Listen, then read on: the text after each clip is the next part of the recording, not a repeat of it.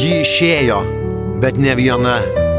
Ji išėjo su juo, su tuo, kurį dar vakar vadino tik pažįstamu. O aš likau čia, tarp sienų, kurios dar kvepia ją, tarp prisiminimų, kurių ji dar nepaėmė. Aš net nesupratau, kada ji pradėjo tolti. Gal kai nustojo klausti, kaip man sekasi, gal kai jos juokas tapo trumpesnis, o gal kai aš per daug tikėjau, kad ji niekada neišeis. Meilė, kurią laikiau amžina, pasirodo buvo laikina.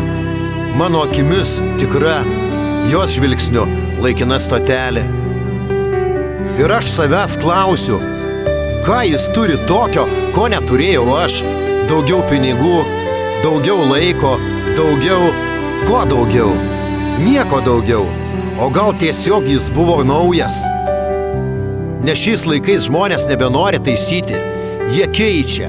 Pakeičia širdį kaip drabužį be gailesčio. Palieka be atsisveikinimo. Lieka tik tyla, tik jos daiktų tuštuma. Aš vis dar atsikeliu su jos vardu galvoje. Vis dar įsivaizduoju jos šypseną, kai girdžiu tam tikrą dainą.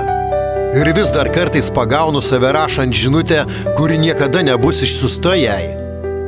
Bet galbūt ir tai praeis. Kažkada, ne šiandien, gal ne rytoj. Tiesiog kažkada ir vieną dieną pažvelgsiu atgal ir padėkosiu jai už meilę, net jei ji mane paliko. Juk ir sudaužyta meilė tai meilė, o aš mylėjau tikrai. O tikra meilė visada palieka pėdsaką. Net jei žmogus išeina. Ji išėjo, bet aš likau. Ir dabar mokausi gyventi be jos, bet su savimi. Real Dreams.